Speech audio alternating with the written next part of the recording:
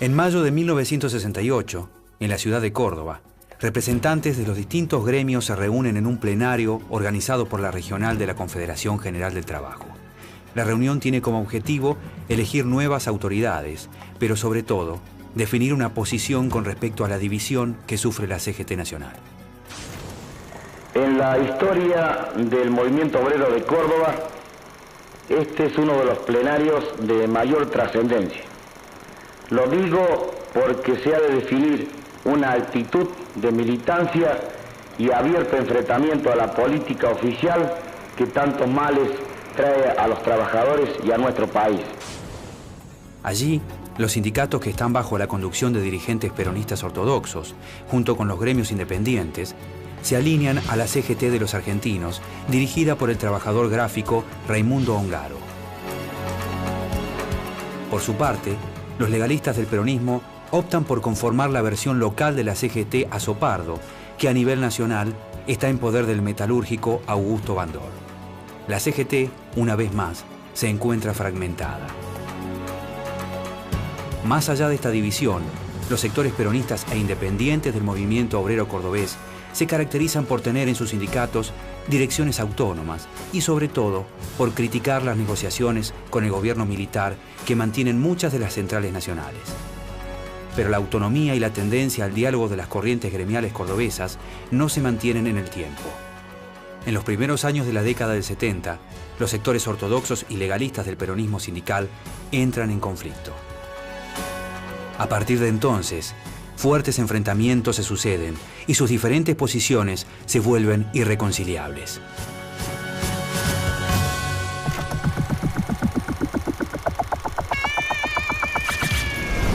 El pueblo está firme y decidido a construir su destino por más represión que se aplique.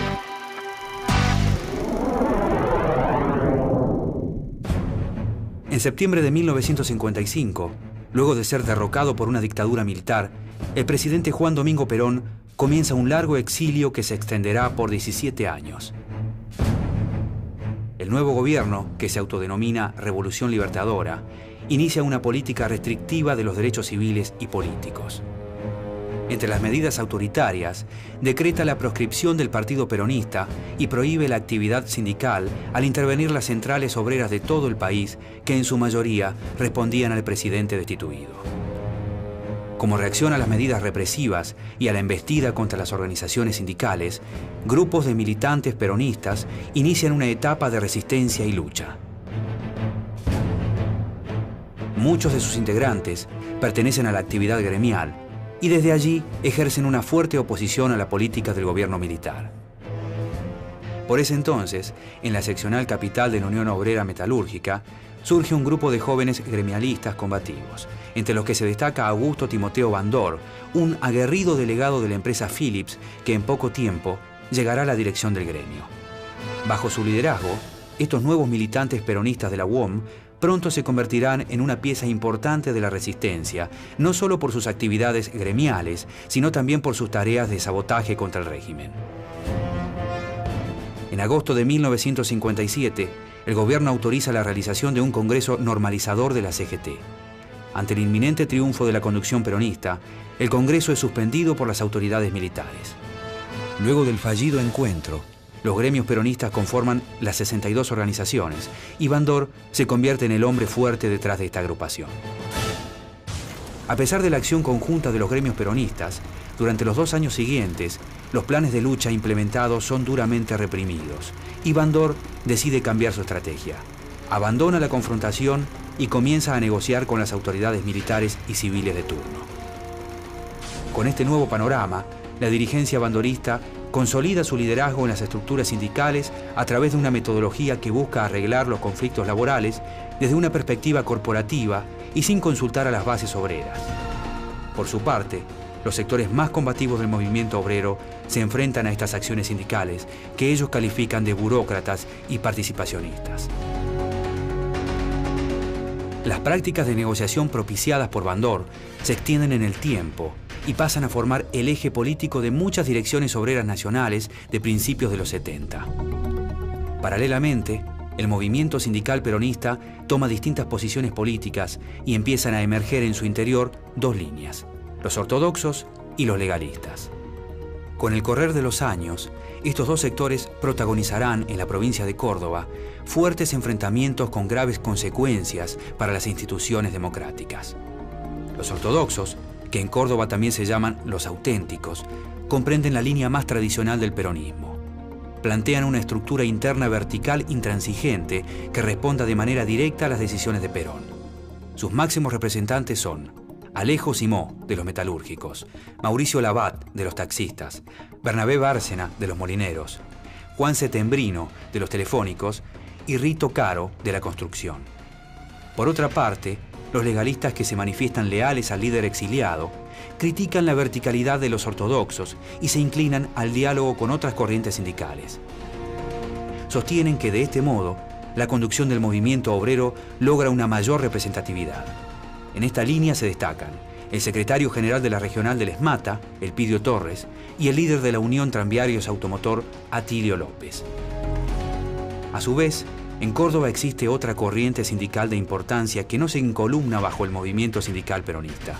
Se denominan independientes y su máximo referente es Agustín Tosco, del Sindicato de Luz y Fuerza. Este sector, compuesto por dirigentes de distintas extracciones políticas, agrupa en sus gremios conducciones pluralistas y abiertas al diálogo. Desde que las divisiones en el peronismo sindical se hacen presentes, los independientes marcan durante gran parte de la década del 60 un equilibrio de fuerzas entre los ortodoxos y los legalistas. Más allá de las diferencias, los distintos sectores del movimiento obrero cordobés tienen desde la normalización de la CGT local en 1957 una gran autonomía de las centrales obreras nacionales y una predisposición a la unidad en las luchas sindicales. Para 1965, a nivel nacional, las distintas posiciones en el interior del movimiento sindical peronista estallan. El sector ortodoxo, encabezado por el secretario general de la CGT, José Alonso, acusa a Augusto Bandor de poner trabas para lograr el retorno de Perón al país. Este líder metalúrgico plantea darle fin a la proscripción del peronismo a través de una actitud legalista. Con esto busca institucionalizar el movimiento para terminar con el verticalismo y centralizar todo el partido en un comando único nacional e independiente de Perón. En consecuencia, el viejo líder, desde su exilio en España, decide acercarse a los ortodoxos y conforma una nueva conducción nacional, encabezada por Alonso. De esta manera, las 62 organizaciones se dividen y surgen las 62 de pie junto a Perón, que responden a la ortodoxia y al verticalismo peronista, y las 62 bandoristas, donde se alinean los gremios legalistas. Sin embargo, existen diferencias entre los legalistas, que son leales a Perón y pretenden un movimiento político no vertical, democrático desde las bases y abierto al diálogo con otros sectores sindicales, y las intenciones personales de Bandor, que a través de la práctica participacionista busca posicionarse como el nuevo líder del movimiento y desplazar al viejo caudillo de cara a las elecciones presidenciales de 1967. Con el golpe militar de 1966, que derroca al gobierno constitucional del presidente Arturo Illia, se plasman con mayor intensidad las políticas participacionistas y negociadoras de los principales dirigentes gremiales peronistas. Tanto Bandor como Alonso respaldan abiertamente la nueva dictadura militar que preside el general Juan Carlos Onganía. Con este apoyo, el líder metalúrgico busca una mayor base de sustento para su liderazgo en la principal central obrera del país. En Córdoba, los distintos sectores del sindicalismo que convergen en la CGT regional se oponen a las prácticas negociadoras y participativas de la dirigencia bandorista. Desde ese momento, se inicia una nueva etapa de lucha y movilización social. La política económica y represiva que instala el gobierno de Onganía y la actitud participacionista de la CGT nacional provocan un nuevo enfrentamiento en el movimiento obrero argentino. Durante el Congreso Normalizador de la CGT en marzo de 1968, la principal central obrera del país queda dividida en dos. Por un lado, la CGT Azopardo, con Augusto Bandor a la cabeza, y a la que se acopla, olvidando las diferencias, el sector ortodoxo de José Alonso, y por el otro, la CGT de los argentinos, liderada por Raimundo Ongaro, de los trabajadores gráficos, la cual promueve una postura crítica y combativa para con el gobierno militar. Ante esta situación, la CGT Córdoba llama a un plenario para el 10 de mayo. A diferencia de lo que pasa en Buenos Aires, los ortodoxos cordobeses se unen a los independientes en la CGT de los argentinos y los legalistas conforman la regional de la CGT Azopardo. Este plenario es una consecuencia también de las dos posiciones que priman en el orden nacional.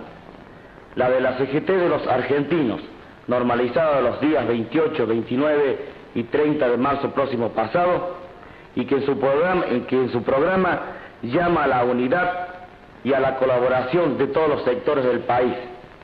Llama con el concepto de bregar por la justicia social, la libertad y la soberanía popular, y la de aquellos otros que sostienen la posición del participacionismo y colaboracionismo con este gobierno.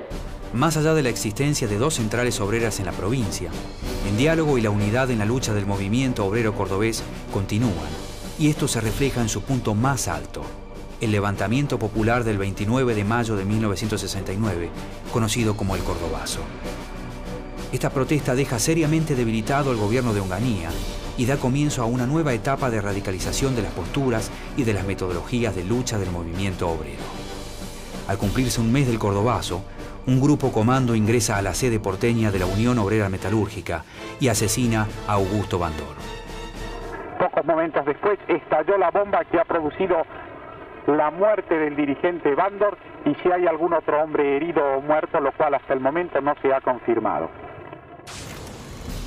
A partir de esta muerte, la idea de un peronismo sin Perón desaparece, pero las prácticas participacionistas y negociadoras que caracterizaron a Bandor se extienden con los nuevos líderes sindicales nacionales. Aquí está la representación más genuina de todo el movimiento obrero. Y en el bronce nos está mirando Bandor. Su figura, su genio, su conducta, su obra extraordinaria nos impulsa. No habrá fuerza humana que nos obligue a cambiar nuestros ideales. Y en consecuencia, habremos de recoger el reto. Quien ofenda a Bandor, ofende al movimiento obrero. Quien ofende a la dignidad del movimiento obrero, ofende a la República. Y cada uno de nosotros habrá de asumir la responsabilidad que los hechos nos deben a mantener.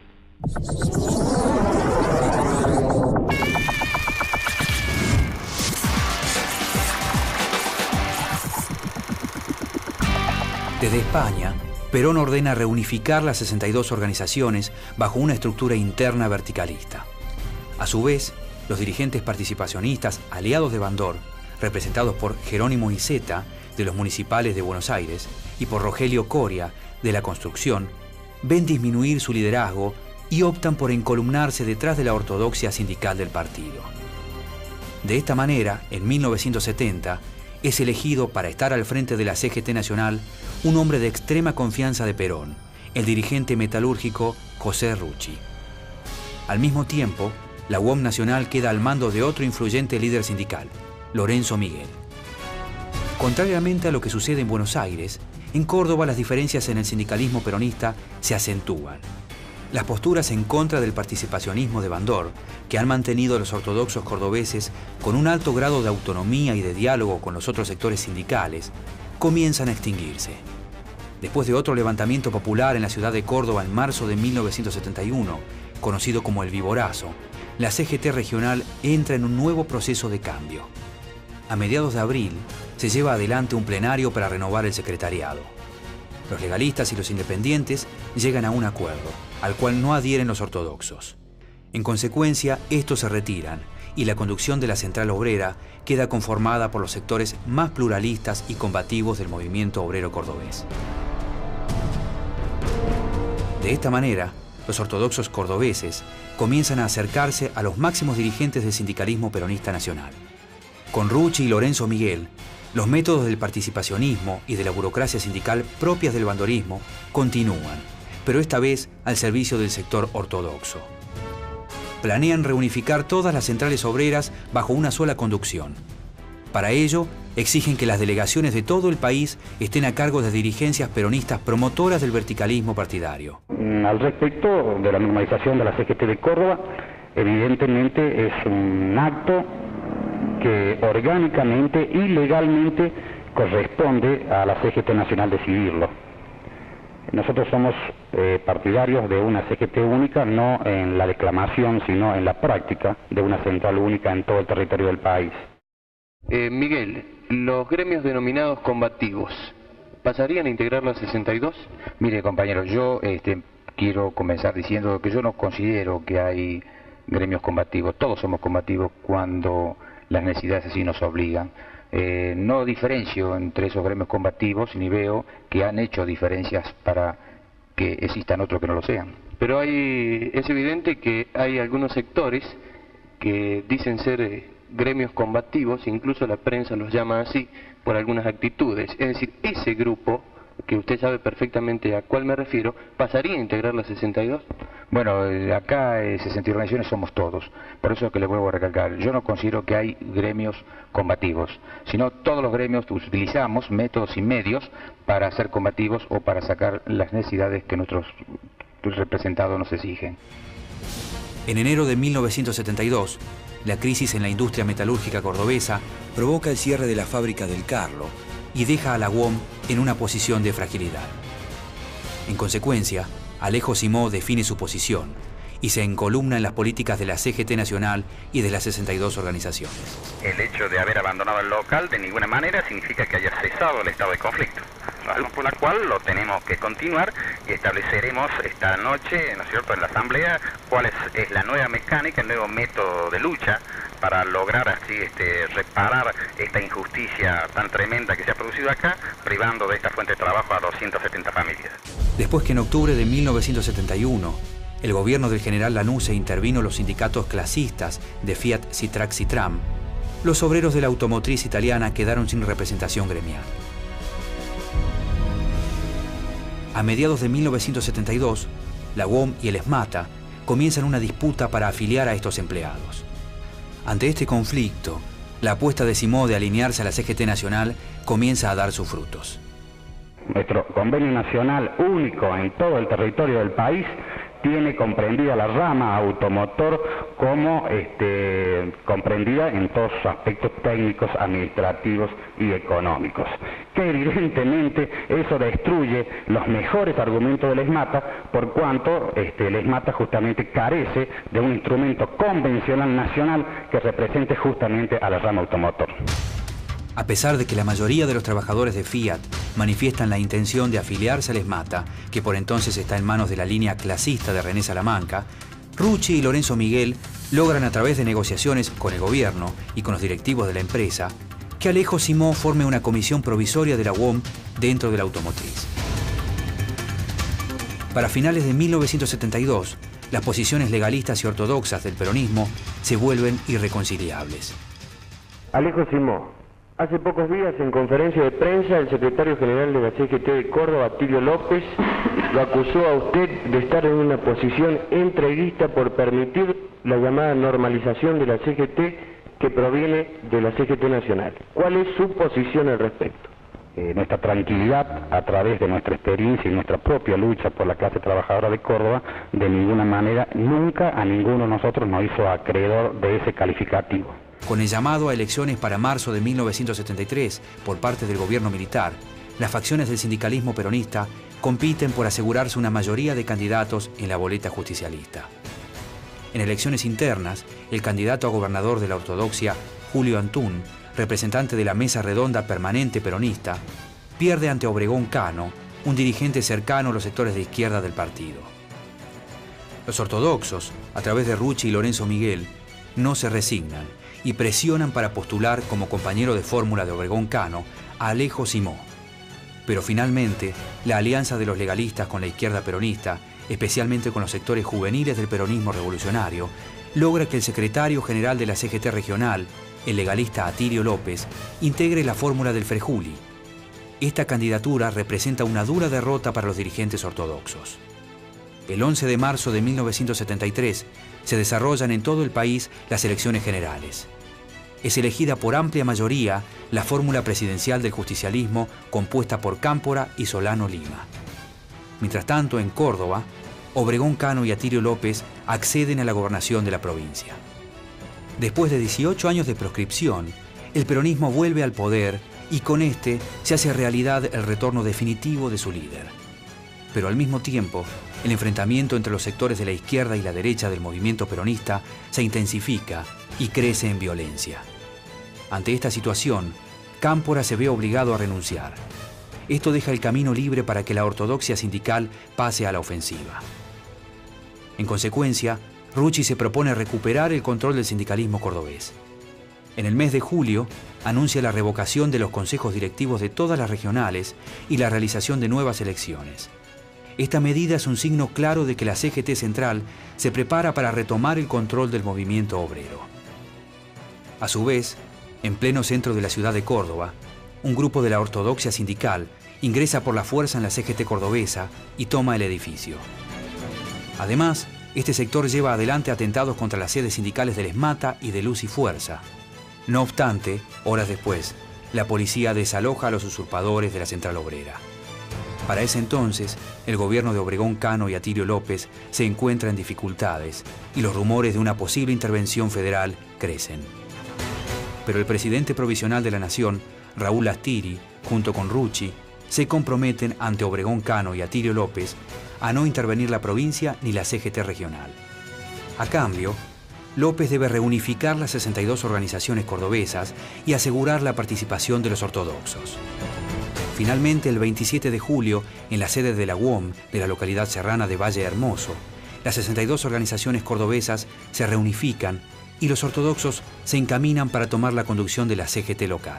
Señalar que las 20 verdades del peronismo constituyen la norma a la que se ajustará su accionar presente y futuro de las 62 organizaciones de Córdoba.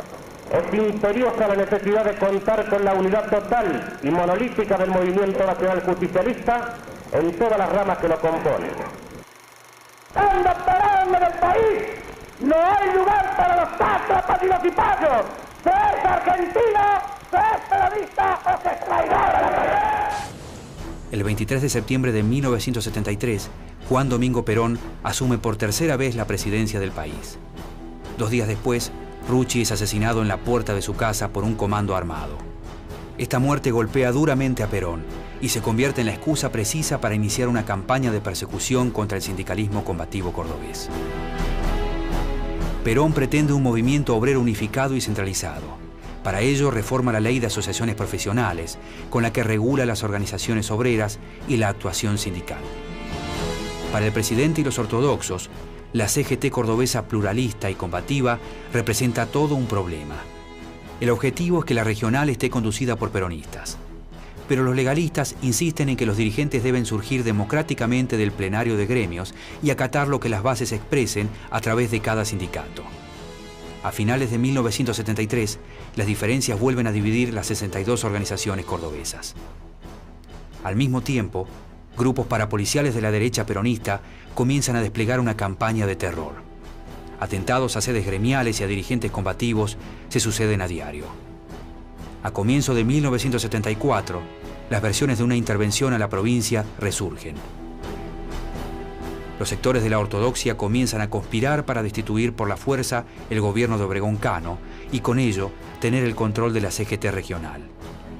En los primeros días de febrero, la ofensiva se intensifica. El día 9, las 62 organizaciones locales exigen públicamente que el Consejo Directivo de la CGT esté integrado solo por peronistas y para eso convocan un congreso normalizador para fin de mes. El 28 de febrero, mientras fuerzas policiales a cargo del jefe Antonio Navarro dan un golpe de Estado al gobierno provincial, los dirigentes ortodoxos llevan adelante a pocos kilómetros de la ciudad capital el Congreso Normalizador para elegir a las nuevas autoridades de la CGT. Con la ausencia de representantes de las otras corrientes sindicales, perseguidos por las fuerzas de seguridad que han copado la ciudad, la CGT Córdoba queda en manos de la política ortodoxa y vertical del peronismo. Con el navarrazo, las intenciones del gobierno nacional de intervenir la provincia de Córdoba se hacen realidad, y con esto, la avanzada de los ortodoxos sobre los legalistas en la Central Obrera Regional se cumple. Córdoba terminó hace poco tiempo con un proceso que finaliza con la intervención en la provincia. Aún no se requirió, entre otras cosas, el Teniente General Perón en presencia de representantes obreros de las 62 organizaciones y de la CGT cordobesa. Me parece que eso dársela La palabra del presidente para todos ustedes.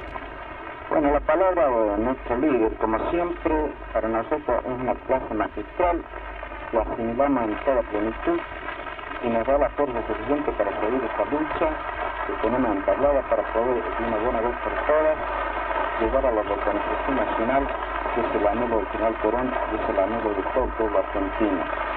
Cuando eso se dé, indudablemente se va a la felicidad a todo el pueblo, y a eso nosotros vamos a poner todo nuestro esfuerzo para que eso a breve plazo se vea cumplido.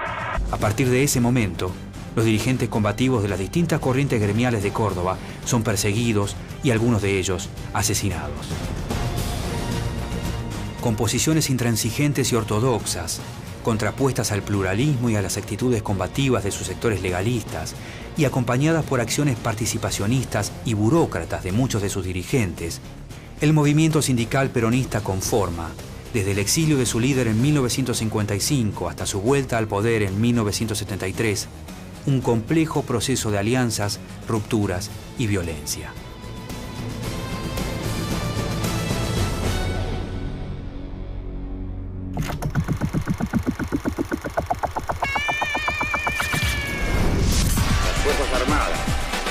Produjeron la única respuesta posible. No hay enemigo pequeño ni fuerza desdeñable, porque ya no hay pueblos aislados.